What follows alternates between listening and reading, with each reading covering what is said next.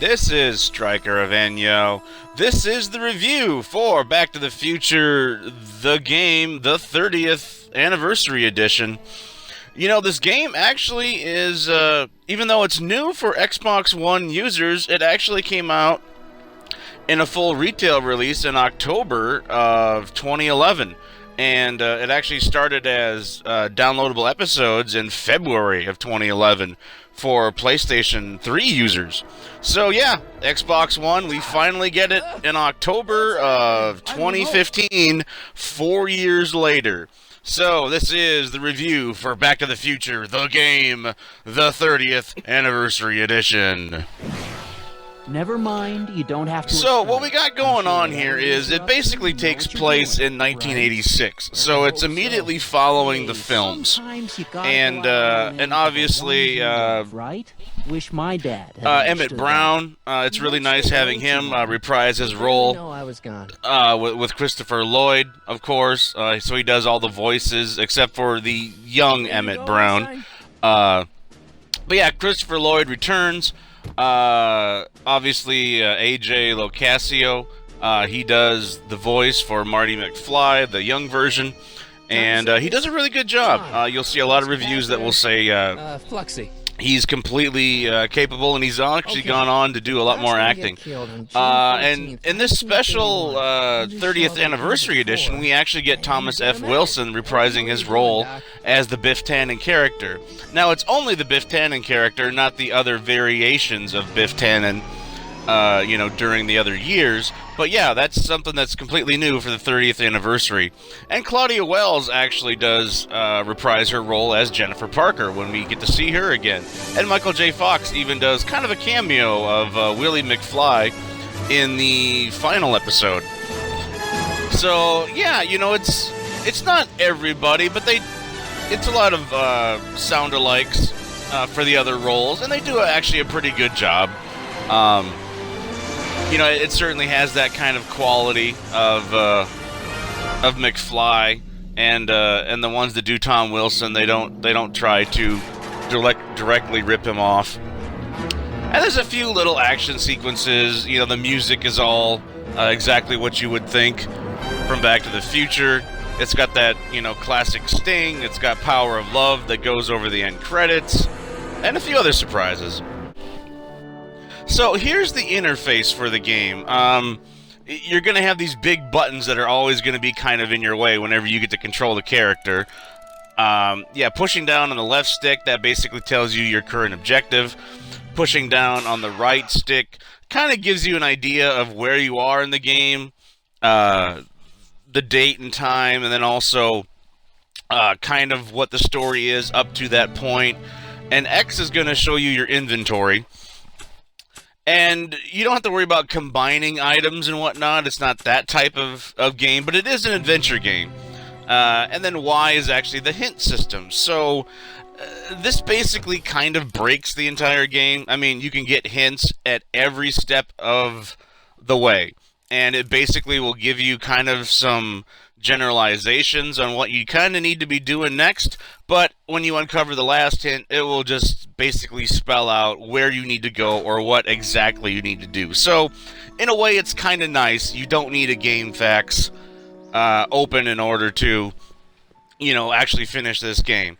And as you can see, you're going to be kind of starting off in the 1930s. This is 1931. And you're going to be doing an early history of Emmett Brown in his younger version. And the story, it's not too bad. There's a few things that probably could be better. But given what it is, and Bob Gale is an actual consultant, he probably didn't necessarily write everything, but it's got nice touches. Hey, he just took that guy's wallet. I think he took his wallet. And it's got little moments like that reference the movies directly. And at the end of every episode, it has the little flourish.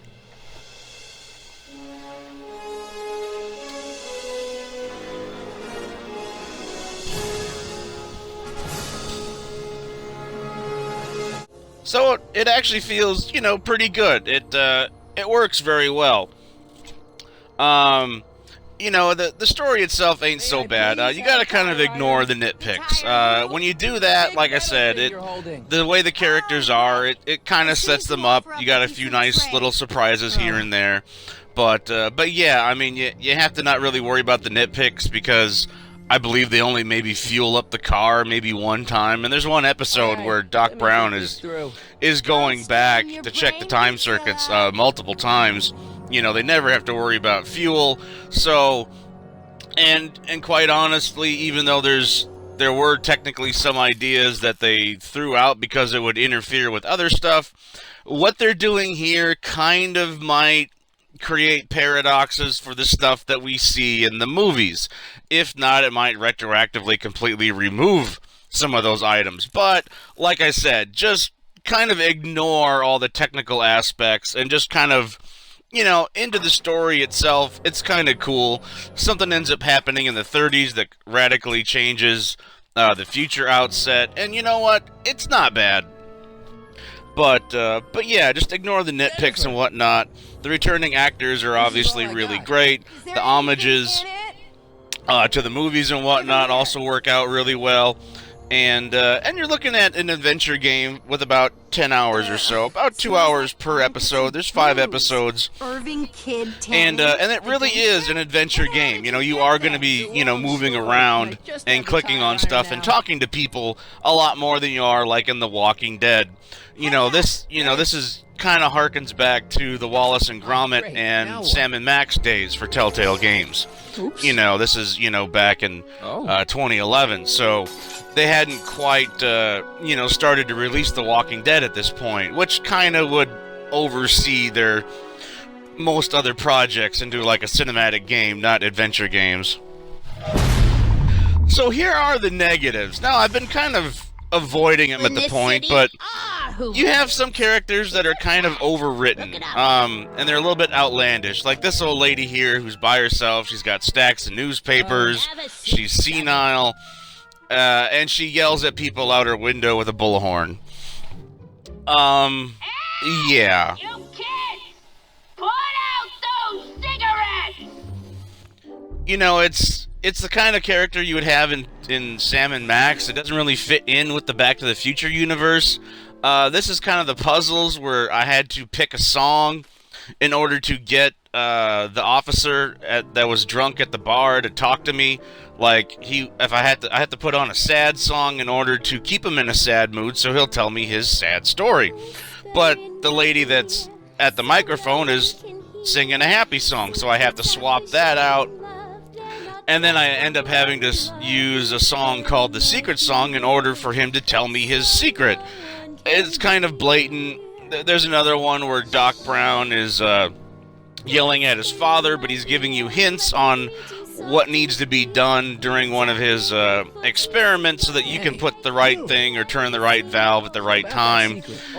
It's hard doing puzzles and movie license stuff that fit, or even action sequences, but that's just kind of what you get. But, and to go with other Telltale games, all the animation is basically, keyframe animation. You don't have any motion capture, what to speak of. So the animation is pretty jerky at times. And when you're doing, high energy action sequences like this here, it just seems kind of goofy and whatnot. I know the movies had things simple, but you know what? When someone got punched, they got punched well. And you could imagine that would maybe, at least phase them for a few seconds. So, yeah, the animation and whatnot ain't that great, and the action sequences don't really come off as well. There's 2 sequences where you're, going around a car, similar to Back to the Future 2, the movie. So, I guess it is what it is, but, so it kind of rips off some elements of the movies, but, you could say it's in keeping with that kind of style. And the story really isn't too bad, but it's mostly uninspired, and the characters are kind of bland overall. There is a moment where Marty gives young Doc Brown something, and he says, don't open this until you get to the key to the city. And then, he goes away, and then we get the real Doc Brown that pops into the future later, and it's kind of a nice moment. But this game really doesn't have enough of those kind of moments. There's another one where Emmett Brown kind of wishes that a certain bad character didn't have to be bad. That, you know, why couldn't we alter, you know, their future to be better than what it was? But it is what it is. It's really close to being something really special, but, you know, it's just what we get. It's really not bad, though. A lot of other outlets were giving it like a 7.0 or like a 75. It should be more on the lower side, like a 6.5, but I'm going to give it a 70 because it's new for Xbox owners.